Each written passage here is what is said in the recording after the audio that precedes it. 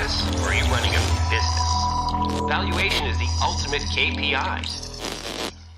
Hey there, welcome to the Valuations Podcast, brought to you by Truelytics, the premier business intelligence platform for the wealth management industry.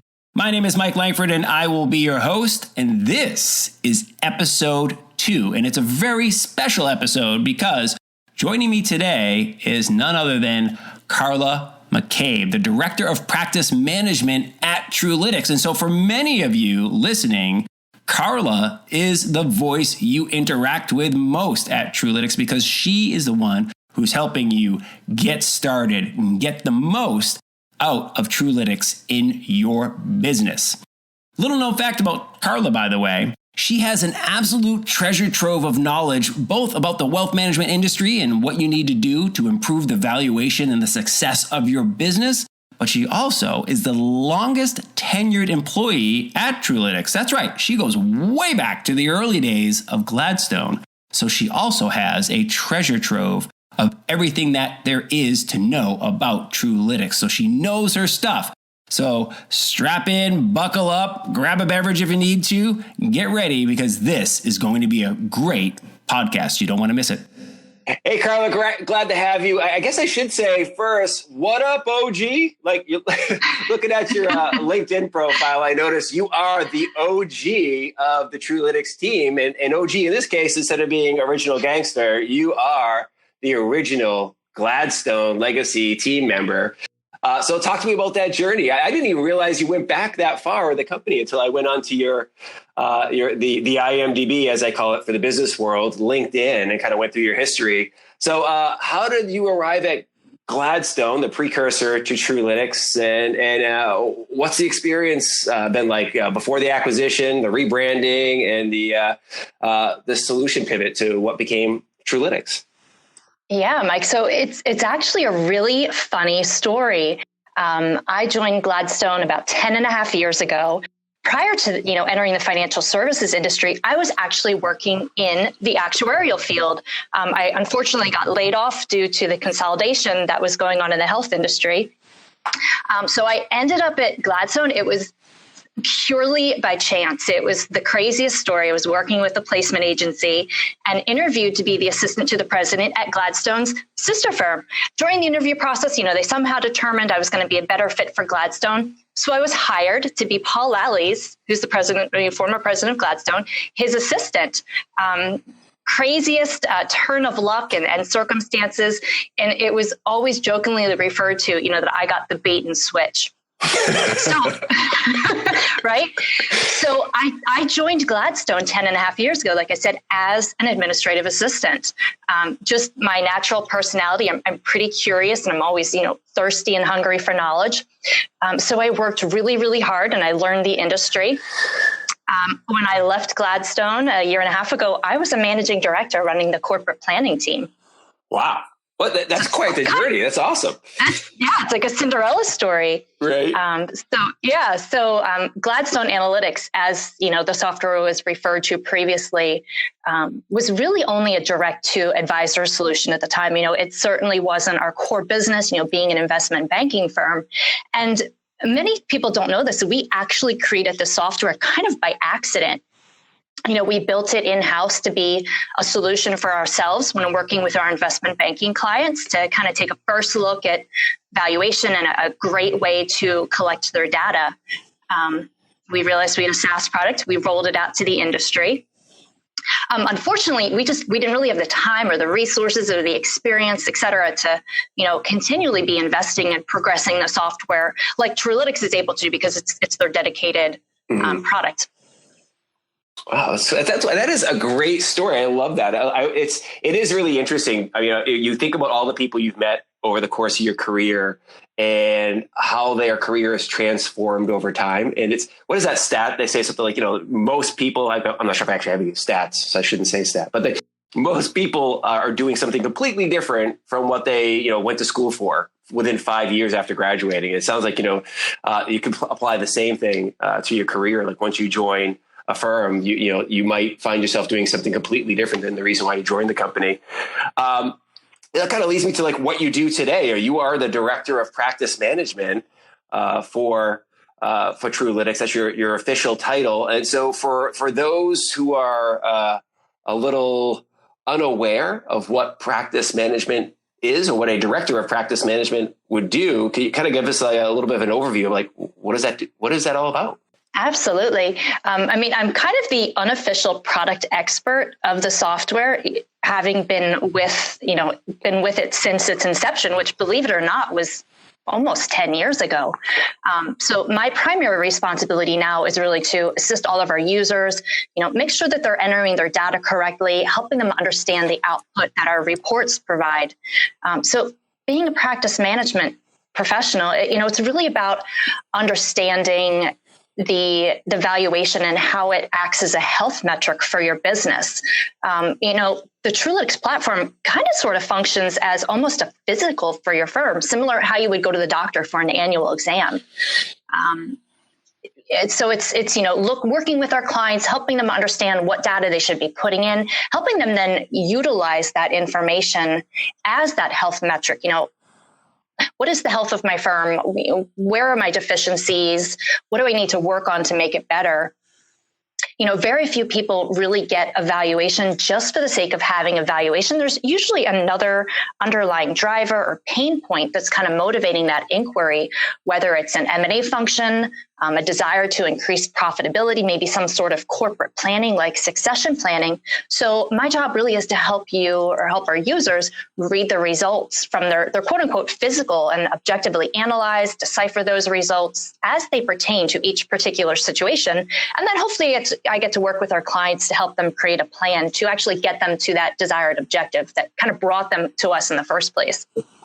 I like that. I like that analogy of the physical. And it's funny. I never heard anybody put it that way before, but it's 100% true. I mean, you typically don't go to the doctor unless you have an issue. Most people, not you, but very, very few people go to the doctor regularly just to make sure everything's running smoothly. It's when there's a bit of hey, this doesn't feel right, they go check it out. But I talked to Terry Mullen last week on the show, and he has this thing where he's trying to get people to stop thinking of their it as a practice and start thinking of it as a business. And to me, one of the big differences in that way of thinking is, if you have a business, you are regularly looking at, whether it's monthly or quarterly reporting, you're looking at what's working, what's not working. You have a good idea of your sales pipeline. You have a understanding of like where you're profitable, where you're not profitable, how you're investing in marketing and those types of things. So it's real. I love the notion that, what you're thinking, what you're bringing to the table with your practice management focus is not only helping people read that checkup, but understand like, hey, this is an ongoing thing for your business. Yeah, I even take it one step further, say that you're maybe thinking about going out and doing acquisitions. It's not that dissimilar from saying, hey, I'm going to start training to be on, what's that show, American Ninja Warrior or something like that, where you would go to your physician first, make sure you're healthy. You work with a trainer to devise an exercise program to get into shape. It's really the same concept. And I think when we're able to frame it that way, it really helps advisors and our users kind of connect a little bit better. That's smart. That's true. Are you going on American Ninja Warrior, by the way? Am I going to see you on there? Yeah, there's no way. That would be awesome, by the way. I would totally be in the crowd cheering you on. That would be fantastic to watch. And the worst is I would be like the worst, fan cheering you on, because there'd be a little part of me that would be hoping for a slip and fall in the water, because that's hilarious, right? I can guarantee you, if I were doing it, it would be inevitable. That's fantastic. So, one thing when we started thinking about practice management here and prepping for this show, one thing that popped into my head was the difference between your role at Truelytics as an external practice management expert and internally at a lot of broker dealers do offer a practice management kind of internal consulting.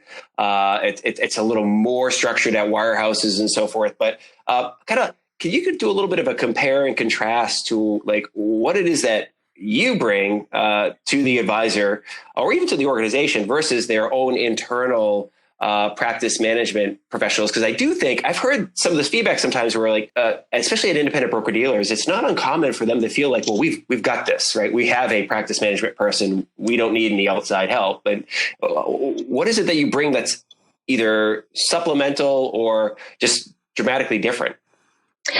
I think the beauty of my position in the industry with Truelytics is that I'm entirely objective and neutral, kind of like Switzerland. I don't have any underlying objectives other than to make advisors and their businesses better and solve for the challenges that they're facing. And because I work with advisors of all sizes across all channels of the industry, whether that's broker dealer or custodial, registered rep or RIA, I'm able to be completely unbiased. Again, my goal is to help advisors understand and improve their practices, or help that internal practice management professional understand the practices that are within their network, in tandem with, of course, educating them about their options. I've seen so many different and even sometimes really crazy situations over my 10 years in the industry. I think sometimes I'm able to bring a unique perspective to finding a solution for a particular challenge that someone might be facing. That's a great, I love that, not only the unbiased, but the fact that you've seen so much across a variety of different situations, whereas, maybe an internal practice management professional, they've got a little bit of a blinders on just by definition, right? They only see the advisors in their broker dealer realm, whereas you're seeing advisors across the entire spectrum of the industry, and you're getting a different feel for what works and what doesn't work, and where some of the commonalities and the problems are. And it's kind of really neat too, because I do often get to work with those internal practice management teams. Obviously, they know their platforms better than anyone. So we're able to kind of brainstorm and collaborate together to find, again, those kind of unique solutions. That's great. So let's talk about the individual advisors. What are you seeing as you've been doing this? So as you said, you've been with this firm for 10 years now at Truelytics, and your role has changed and evolved over time as the company's changing and evolved. But what are some of the individual advisors wrestling with, some common challenges you're seeing as it relates to, whether it's valuation or succession planning or any other aspect of the business that you're seeing? I think what it really boils down to is education. Firstly, understanding really the importance of valuations. Most people, when they hear about what we do, they immediately say, oh, well, I don't need a valuation because I'm not selling. And obviously, I hope that most people realize by now that, again, that valuation goes well beyond just putting a dollar figure on your business. It's helping you understand what all of the underlying drivers are, financial, non-financial, sometimes even intangible, that really impact, again, the health of your business. So it's really educating around that and kind of getting them to see, hey, I need a valuation for other reasons than just for selling. Okay. Yeah. So, and secondly, around succession planning, it's such an emotional issue. Obviously, everybody kind of puts it off thinking, hey, it's not going to happen to me. I think the statistics are approximately 80% of this industry is lacking a succession plan. And I'm kind of lumping together in there your interim for death and disability, as well as your long-term exit or retirement strategy. Or I often hear, hey, I'm going to die with my boots on. But it's not, the entire thing, not only is it emotional, but advisors don't know even where to begin to start tackling this, what seems like a really huge, overwhelming corporate initiative, which it can be. So that's kind of my passion, is working with them and taking them through the process and helping them understand it and educating them around their options and what they can do about it. Okay. All right. It's interesting. I was talking to a client not too long ago, and he mentioned he specifically merged his business with another firm and to make a larger firm because of the succession planning process, right? He took a look and he said, he was a 2-person shop at the time. And he said, look, if I get hit by a bus, what happens to my clients, right? What happens to them? What happens to my business? What happens to my family? And so he very specifically, for those reasons, said, I've got to do something. And so they went and look to merge the business and grow the business so that they would have, the structure in place for that very reason. So talk to me a little bit about the onboarding process. You and I were chatting the other day, and you mentioned that you're currently investing a great deal of your time, and you've got this relatively new role of director of practice management, but you're saying a lot of your time is being invested in the onboarding process with advisors. What does that involve, and what are you learning along the way with those people? Yeah, I do spend most of my days talking with advisors, probably 90% of my time and upward. And I love it. I'm not complaining. It's, making sure again that they're properly entering their data into the system and helping them understand and interpret those results. I always joke that sometimes valuation can really be more of an art than a science. So it's working with our users to kind of tweak their data entry as it applies to each of their own unique situations. I think what's really cool about our software is that it allows you to look at your business through the eyes of a prospective buyer. So it's really about working with advisors to help them view their businesses as objectively as I would look at them, take the emotion out of it, particularly when it comes to understanding the financial and expense aspects of it all. And that aha moment that advisors have when they kind of get it, I love that. We often see advisors that are kind of stuck working in their business rather than working on it, which, Mike, is really a critical strategy exercise that any business owner should be going through regularly. And when I can help them understand their business as a CEO and show them how the day-to-day decisions they make are impacting their long-term transferable value, it's kind of dorky, but that's really what makes me love my job and love working with these advisors. Dorky can be fun. That's good. That's really cool. I love it. It's really interesting. You can hear it, and I can tell whoever's listening to the podcast that this is not an act, right? You actually do have like a really vibrant passion for this, and it just comes through anytime you start talking about the work you're doing with the advisors. It's great. It's like a true calling type of fit for you. Thank you. Well, you're welcome. It's funny, and it also comes through in your writing. You've written a lot of posts on the Truelytics blog, and so anybody who goes to blog.truelytics.com will see a whole bunch of blog posts there written by a variety of authors at the company. And if you click on one by you'll see all of your pieces. One of the things that really jumped out to me was one of the posts you wrote not too long ago about how OSJs are often surprised when they go through the valuation process with you or on their own, and they find out it's not quite as valuable as they hoped it would be or imagined it should be. Can you expand a little bit on that kind of logic of why their practice? I guess we'll use it first, practice, why that might not be as valuable as they hoped it would be? Oh, this is such a touchy subject. So many people hate hearing this. And what it really boils down to is that, an OSJ, it's a group of advisors that have come together to kind of pool resources. There's a branch office that's kind of acting as the supervisory, the regulatory arm for registered reps. The challenge or the problem is that when you get an organization like that, the OSJ doesn't actually own the underlying assets. Those are still owned by each of those individual advisors or teams who can leave at any time. And because the OSJ doesn't own those assets, they're not going to get the same multiple on the valuation. In reality, you can look at an OSJ and say, hey, I can value your revenue, which is basically your override from your affiliated advisors, at maybe 1 times best. Obviously, that's a huge difference from how we look at individual businesses or even an RIA. So like I said, it's a conversation that I don't particularly like having with people that run OSJs. But there is good news. There is a way that you can kind of fix that.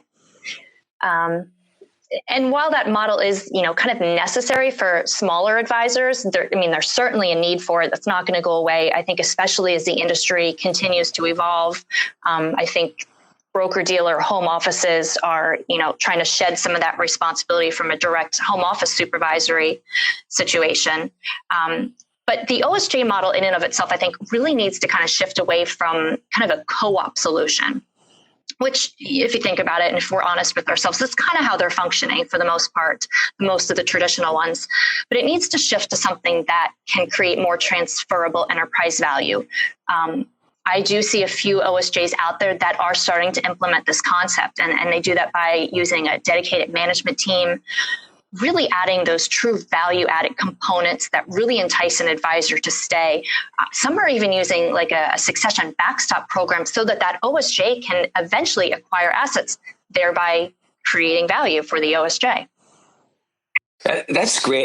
It's interesting. You and I were, I think, chatting offline about this concept as well, is that I think it may even go further up the chain, right? Whereas we see broker dealers, because they suffer in many of the same ways that the OSJ does, right? In that the independents, the registered reps, they have the ability to leave at any point in time too. So that actually impacts the broker dealer's valuation itself, because, hey, if any of your advisors can decide tomorrow to wake up and go someplace, and really there's nothing you can do about it, or if any of your individual advisors happens to get hit by the proverbial bus, and suddenly all the assets and client relationships are at risk, that's a real challenge for the value of your business.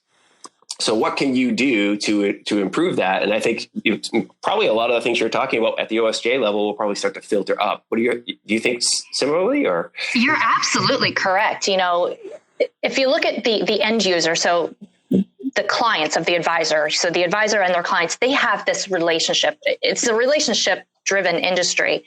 And I think that we kind of need to replicate that at the OSJ or the broker-dealer level too, is, you're ultimately serving the end user clients. The OSJ ultimately needs to serve the advisors that are affiliated and really build those relationships. And I think that is probably going to be what's key, because technology is kind of evolving for everybody. They have different things, but they're all kind of level set amongst each other. Custodians pretty much offer the same things. Broker dealers offer the same things. Payouts are pretty standard across the board. So it's really going to be those extra things that are strengthening those relationships across all levels of the industry, from home office to ultimate, client at the very bottom of the chain, or at the top of the chain, however you want to look at it. Right, exactly. Well, so that's just kind of our kind of noodling on the future. Maybe that's a good place for us to wrap things up as we come to a close. Where do you see the industry going? We just kind of laid out some of it, but what do you see for the next decade of the space? What do you think is going to happen? Oh goodness, I think it's going to be so different than what we see today. I mean, 10 years ago, you could count $1 billion RIAs or higher on one hand. There were only a few of them around at that time. And certainly that's not the case now. We've seen all these aggregators come into the space. So I think that we're going to continue to see that future consolidation. Whoever ultimately ends up with control of this industry, whether it's SEC or FINRA, I think they're going to want to see fewer firms. And I think, unfortunately, it's going to get harder and harder for some of the smaller practices or businesses and smaller advisors. So I think that's definitely going to impact things. Fortunately, every DOL kind of died out, but I think that would have made things accelerate at a faster pace. And I do think that there's a huge need for a solution for, obviously, our retiring population of advisors and business owners, in tandem with that lack of young talent that's coming into the industry. And we've kind of been talking amongst ourselves at Truelytics, and we're wondering if there might almost be a reverse independence movement. In other words, some of those older registered reps may consider selling to a wirehouse as a succession solution, which is a really, really, really interesting concept. Yeah. Or maybe broker dealers may start acquiring to solve for that as well. It's interesting. That's a really smart line of thinking. I mean, if you look at parallels in other industries, right, it is not uncommon for when an industry goes through a rapid period of expansion, right, in terms of the number of businesses. And that's what we saw over the last, 25, 30 years. You just saw an increasing number of independent broker dealers, an increasing number of independent advisors. And then you started seeing an increasing number of RIAs, kind of exploding out there. But at a certain point in time, you start to see consolidation come back into play because people want to grow, they want to exit. Sometimes there's business challenges with being an independent, if prices are coming down or whatever. So you start to see kind of the roll up come back into favor. And it seems like, we're probably going to see more of that here in the near future. It's definitely going to be interesting. It's going to be a time of change going forward. Yeah, very cool. Well, hey, look, that was a great podcast. I really loved having you on this show. I love your thoughts and what I'm thinking is going to happen. Carla, I can just tell you this is going to happen. I have a vision. This is my prediction for the future. I think you and I are going to do many more of these shows together because, it was fun. We had a good time, man. Plus, we got lots of good stuff to share. Definitely. Thank you. I sure hope so. That's great. All right, great. Well, thank you again, Carla. We will get this published. If you have any questions that you'd like to ask Carla or anybody else at Truelytics and like to see us cover in the future, if you have some practice management questions, please do hit us up at valuations@truelytics.com. Carla, where can people reach you if they want to get in touch with you individually? It's pretty simple. Email address is Carla, CARLA, @truelytics.com. Can always reach me through our 800 number as well. That's extension 113. Perfect. Okay, great. Well, thank you very much again, and we will talk to you soon. Thanks. Thanks, Mike.